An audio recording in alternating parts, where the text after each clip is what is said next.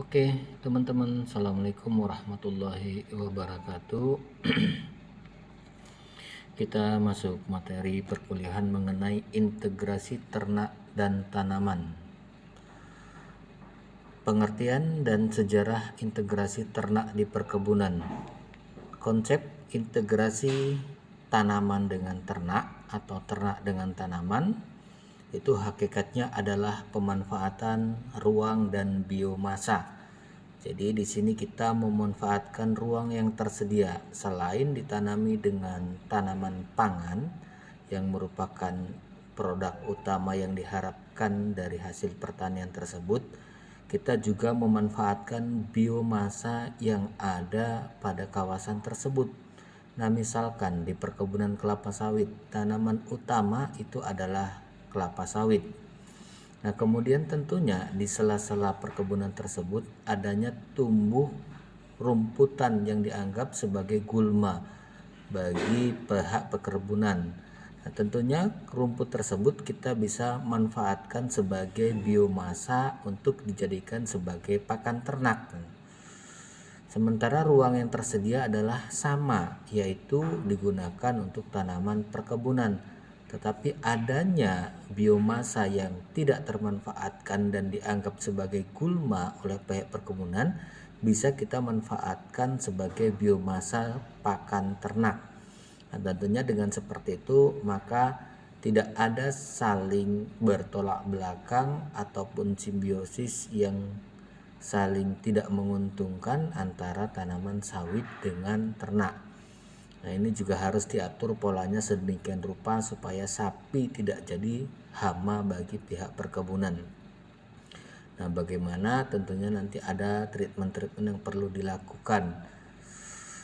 Nah, kemudian menurut Dirjen Peternakan di tahun 2009, secara garis besar integrasi terkait dengan sistem produksi ternak dibagi menjadi dua sistem, yaitu yang pertama sistem produksi berbasis ternak atau salary level stock production system yaitu sektor 90% bahan pakan dihasilkan dari on farm-nya.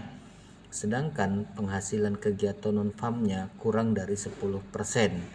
Nah, kemudian yang kedua adalah sistem campuran atau mix farming system, yaitu ternak memanfaatkan pakan dari hasil sisa tanaman. Nah, pada dasarnya integrasi ini sudah dilakukan sejak zaman dahulu kala ya. Orang selalu menanam padi, kemudian pada bagian bedengan-bedengan padi tersebut ada tumbuh rumput yang kemudian dipotong dijadikan sebagai pakan ternak. Ini juga suatu konsep integrasi, tapi dulu belum ada namanya seperti itu. Apalagi sekarang ya, semuanya bisa dijadikan sebagai pakan ternak. Orang pertanian menganggapnya sebagai limbah seperti jerami padi, jerami jagung, tongkol jagung. Nah, itu adalah limbah dari pertanian dan perkebunan. Nah, tentunya bisa kita manfaatkan dengan sentuhan teknologi seperti pengolahan secara biologis atau bahasa awamnya kita sebut sebagai fermentasi.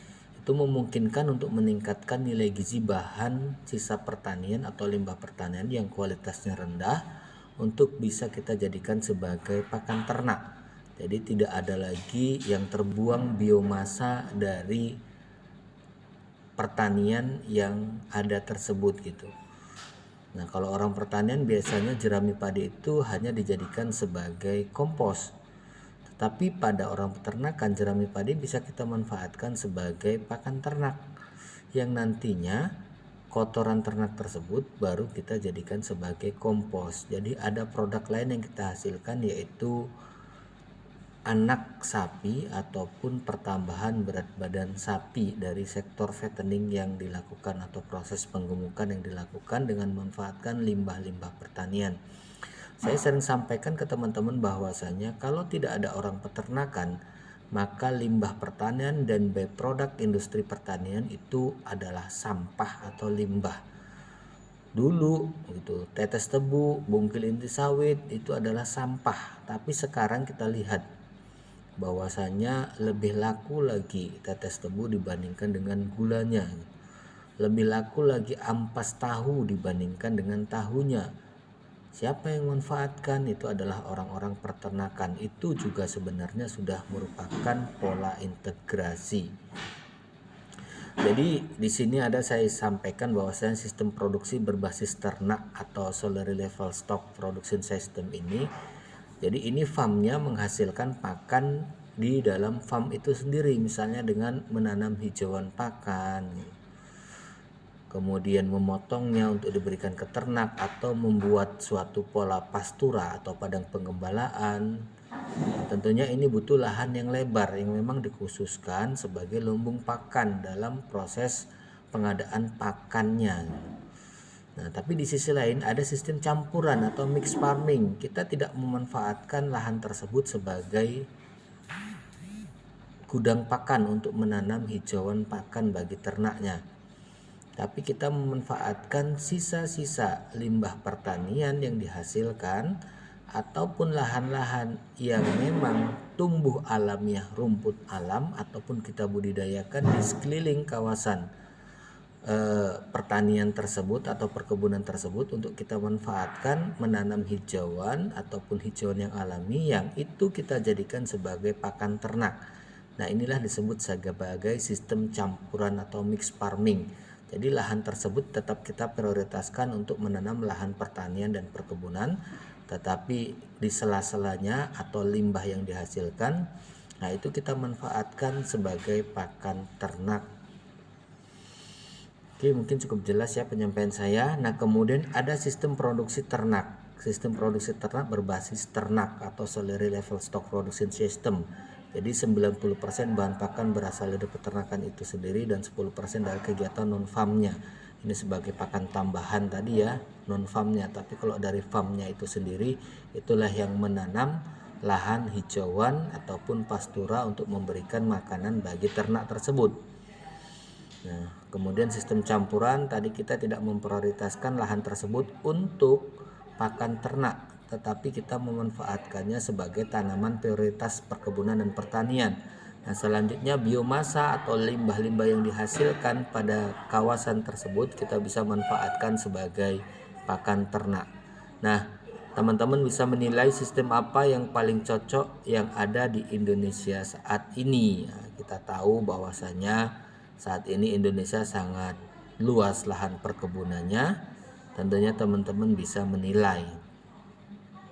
Nah, kemudian informasi terkait mata perkuliahan pada integrasi ini itu harus kita paham mengenai arti integrasi ternak, kemudian mengapa diperlukan integrasi, kemudian interaksi ternak dengan tanaman bagaimana, kemudian ada materi pembelajaran tentang itu dan evaluasi studi. Tentunya kita harus mengadakan penilaian dengan UTS, ujian tengah semester, dan UAS ya, ujian akhir semester ataupun kuis nanti yang berlangsung. Oke, saya lanjut mengenai pengertian dan sejarah integrasi ternak di perkebunan.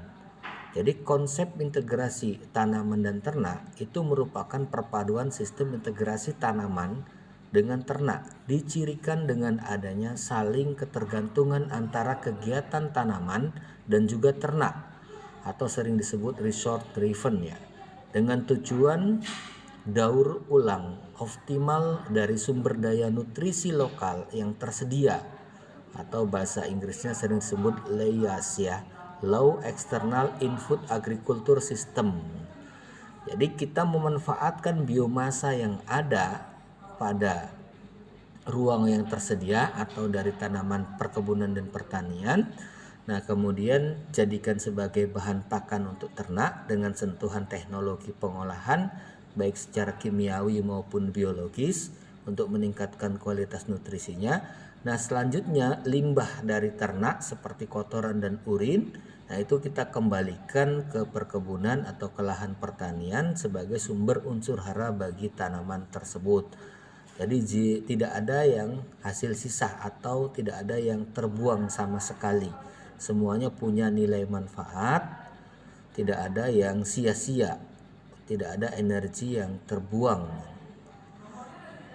Nah, pengertian dan sejarah integrasi ternak di perkebunan. Jadi konsep integrasi tanaman dengan ternak itu adalah suatu sistem integrasi tanaman ternak suatu sistem pertanian yang dicirikan oleh keterkaitan yang erat antara komponen tanaman dan ternak dalam suatu kegiatan usaha tani atau yang ada dalam suatu wilayah.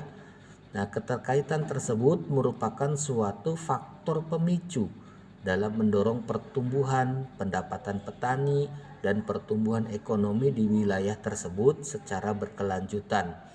Jadi sistem integrasi tanaman ternak dalam sistem usaha pertanian di suatu wilayah merupakan ilmu rancang bangun dari dan juga rekayasa sumber daya pertanian yang tuntas. Tadi saya sudah jelaskan bahwasanya dengan memanfaatkan limbah pertanian sebagai pakan ternak, kemudian memanfaatkan limbah ternak sebagai unsur hara bagi tanaman, tentunya tidak ada energi yang terbuang. Nah, ini adalah suatu ciri yang saling ketergantungan. Ternak tergantung kepada limbah-limbah pertanian sebagai sumber bahan pakannya, tanaman juga tergantung pada ternak dari unsur hara kompos yang ada nantinya. Nah, ini adalah pengertian dan sejarah integrasi pada perkebunan. Nah, kita tahu bahwasanya kalau kita melakukan proses pemupukan kimia secara terus-menerus, itu akan merusak sifat fisik dan biologis tanah. Tanah akan menjadi keras, unsur hara yang ada dalam tanah tidak mampu diabsorb oleh tanaman, sehingga produktivitas tanaman akan hancur. Nah, tentunya dengan penambahan bahan organik ataupun pupuk kompos yang berasal dari kotoran ternak dan juga urinnya, ini akan memperbaiki sifat fisik dan biologis tanah, sehingga ketersediaan unsur hara tanah menjadi ada dan mampu untuk diserap oleh tanaman, sehingga produktivitasnya tetap akan terjaga. Makanya orang Brastagi itu selalu membeli kotoran ternak walaupun dari Aceh sekalipun, karena mereka sadar perlunya memberikan pupuk organik tersebut supaya tanah mereka tetap bisa menghasilkan produktivitas tanaman yang baik. Nah, ini adalah pengertian dari ciri integrasi ternak dengan tanaman, adanya saling keterkaitan antara ternak dengan tanaman dan juga tanaman dengan ternak. Nah, ini adalah satu contoh case ya, kasus pada Kabupaten Asahan tentang potensi wilayah yang cukup luas dari perkebunan yang ada. Nah, tentunya bisa mendukung untuk meningkatnya populasi ternak sapi di kawasan tersebut dengan pola integrasi tentunya yang tertata. Kalau tidak tertata, maka sapi ini akan dianggap sebagai hama bagi pihak perkebunan. Tapi kalau tertata dengan baik, misalkan dengan cut and carry ya, dipotong kemudian dibawa pulang sebagai pakan ternak, dan juga manusia yang memotongnya jangan melakukan pencurian sawit. Nah, tentunya pihak perkebunan juga diuntungkan. Nah, kenapa? Mereka tidak perlu melakukan pembersihan lahan, karena lahan tersebut sudah bersih, dipotong rumputnya oleh peternak, rumputnya dibawa pulang untuk jadikan makanan bagi sapi. Nah, kalaupun prosesnya dilakukan dengan pola penggembalaan, harus dilakukan penggembalaan yang terarah dan terkontrol. Jangan sampai overloading ya. Jadi nanti di situ akhirnya sapi berperan sebagai hama kalau terjadi overloading. Karena kotoran sapi itu dianggap menebarkan ganoderma yang bisa merusak tanaman kelapa sawit. Nah, selanjutnya tanaman kelapa sawit itu akan mati. Tapi dia terpola terkontrol, dengan waktu time tertentu akan dilakukan rotasi. Setelah melakukan rotasi, maka kotoran tersebut bisa kita taburkan trichoderma ataupun bioaktivator lain untuk melakukan proses degradasi pada kotoran yang tersedia di perkebunan. Ini juga menimbulkan simbiosis mutualisme. Nah, kenapa? Karena pihak perkebunan diuntungkan dengan adanya bahan organik gratis yang langsung didistribusikan oleh sapi tersebut ke lapangan, yaitu kotorannya. Nah, kemudian ditaburkan ganoderma tertentu untuk tidak memicu timbulnya ganoderma ya. taburkan starter tertentu, ini mempercepat proses dekomposisi. Jadi kotoran ternak tersebut tetap cepat terurai dan tidak menimbulkan jamur yang mengakibatkan ganoderma. Kemudian pihak perkebunan juga diuntungkan dengan adanya sapi yang digembalakan di perkebunan, tidak lagi perlu memupuk kotoran sapi, langsung didistribusikan oleh sapinya tersebut. Kemudian juga lahannya bersih karena dimakan rumputnya oleh sapi. Selanjutnya peternak juga diuntungkan karena mendapatkan pakan gratis, tidak perlu beli. Dia mendapatkan produktivitas ternak yang dihasilkan baik anak maupun bakalannya. Oke, ini adalah contoh dari case yang ada di Asahan. Nah, harapan yang ingin dicapai yaitu pemenuhan dan perbaikan gizi pangan masyarakat. Ini merupakan aspek ketahanan pangan.